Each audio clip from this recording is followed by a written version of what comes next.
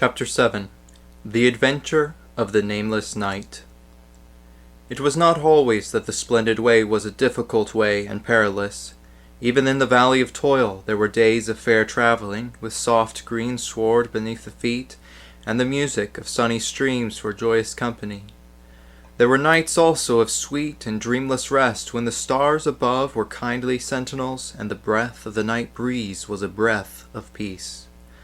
So it was when Sir Constant came to the place of fair waters. Through the valley ran a broad and pleasant stream, bordered by spacious meadows. Lovely were the waters of that stream, and noble was their bounty, and there were many flocks upon those meadows. For the stream made for them a home of peace and plenty. On the second day he had passed this region, and had entered the stern and rugged hills above the valley. The broad stream was now but a voice among the rocks, while the meadows of plenty were far behind. Then it was that he had this adventure of the Knight Nameless. Close beside the way was a little hill, and in the shelter of the hill a kept and guarded well. There was a seat beside the well, and a hut, the dwelling of the well-warden.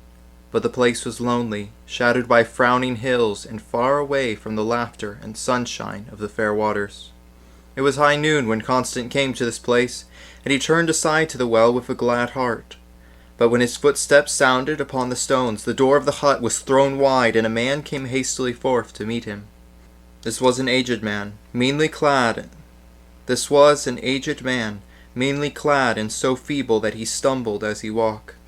Yet there was still a glow in his heart, and when he saw the shields of the royal service, his pale cheeks flushed. "Oh, my good lord," he cried, "art thou a knight of the splendid way?" Then said our knight, "I am of the great king's service, and my name is Constant. It was my desire to rest a while by this well." With great gladness the old man welcomed him, saying with quavering tongue that he had never found greater joy in greeting any traveller. He bade him sit down on the seat beside the well, and then brought from the hut 2 water vessels and a store of food. "Eat, Sir Constant, and drink," he said. "But first look into the water, and see that it is pure." The knight looked down into the deep and shadowed water. "What seest thou?" quavered the old man. "Is the water pure?" "It is pure," answered Sir Constant, "for in its depths I see plainly the emblem of the great king." "Then shalt thou drink in his name," said the old man, "for this is one of his wells." So they refreshed themselves together, sitting there in the shadow of the hill, and the old well-warden began to ask Sir Constant of his journey. With eager tongue he questioned him, and again his sunken cheeks flushed when he heard of the perils of the way, of the glory of Sir Felix and Sir Valorous. He seemed to love these tales, and they could not weary him. Yet when they were told, a sudden silence fell. The warden's cheeks were pale once more, and instead of eagerness, his eyes were filled with a strange, sad yearning, and as a child a little afraid he put out his hand to touch the shield of many battles. Anon Sir Constant spoke of the star of the casement and the vision of the face, the warden hearing him with eager wonder. And when this was told, the old man said, "The star is the sign for the loyal heart of knighthood, and the vision is the guide to high endeavour. I would have loved to be a knight, but that honour was not for me. Yet I, even I, have dreamed that I saw the star and the face. Once when I looked for the king's emblem in the silent depths of the well, it seemed to me that a strange bright star shone there at the head of the emblem. And once when I had 7 lowly travels at my table here, I deemed that one face shone with a great glory. Yet it must have been a dream, for when I looked again I saw but a shepherd from some distant pasture." Now there was truth in his voice, and in his faded eyes, though strange it seemed that one so lowly should dream of the star and the face. Then the warden said again wistfully, "My time is far spent, and soon I must give my task to another. In this hour hast thou come, and I ask this one thing of thee, that thou remain with me until the end." "Good brother and comrade," said Sir Constant, "is that all I may do?" "It is all," answered the warden. And so it was agreed between them. Thus it was that Sir Constant came to break his journey at the lowly well, his heart full of compassion and wonder. That day he stayed there, and through the night, and for those hours he was warden of the warden, caring gently for the old man who was too weak to care for himself. In those hours there was much pleasant converse, for in his 40 years the old man had given shelter to many, both lowly and gentle, strong and weak, old and young.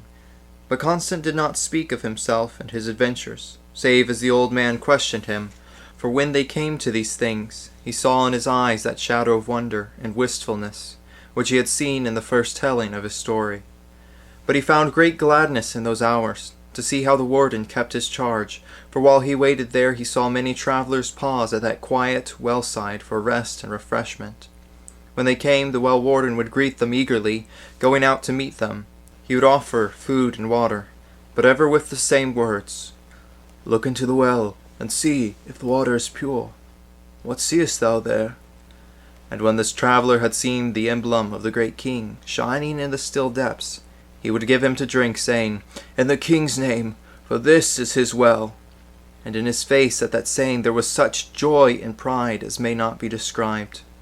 Sir Constant saw this, and at first wondered, but at last he perceived that beyond all the old man's lowly service lay a faith and loyalty that could not be shaken. When he saw this, he loved him well, and wondered still more at his strange story. Surely such gifts had been better used in a nobler place.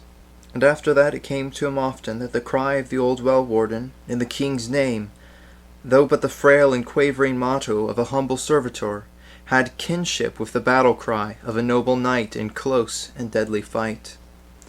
On the morrow the warden was in great weakness, yet as the sun rose his heart began to be warmed, and he made Sir Constant bear him forth to the well-side. There, he said, he would still keep watch and service till the end.